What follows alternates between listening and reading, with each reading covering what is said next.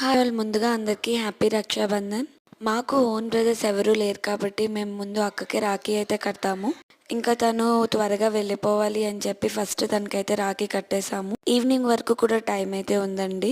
రాఖీ అనేది ఓన్లీ బ్రదర్స్కే కాదు, మనల్ని ప్రొటెక్ట్ చేసే ఎవరికైనా రాఖీ కట్టొచ్చు. ఒక అమ్మాయి లైఫ్లో వాళ్ళని ప్రొటెక్ట్ చేసేది వాళ్ళ mother, father, sisters and brothers, husbands and కొన్నిసార్లు ఫ్రెండ్స్ కూడాను.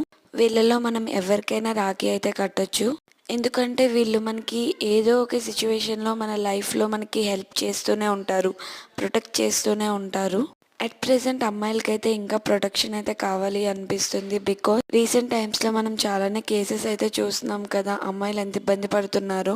సో వాళ్ళందరికీ బయట వాళ్ళ నుంచి కూడా ప్రొటెక్షన్ అయితే కావాలి. ఒక అమ్మాయి మీద మనం చేయి వేసేటప్పుడు మన ఇంట్లో అక్క, చెల్లి, అమ్మ, పిల్లలు ఉంటారు కదా, వాళ్ళని కూడా తలుచుకోండి. బికాజ్ మన ఇంట్లో ఆడపిల్లలు ఒకటి, బయట ఇంట్లో ఆడపిల్లలు ఒకటి కాదు కదా.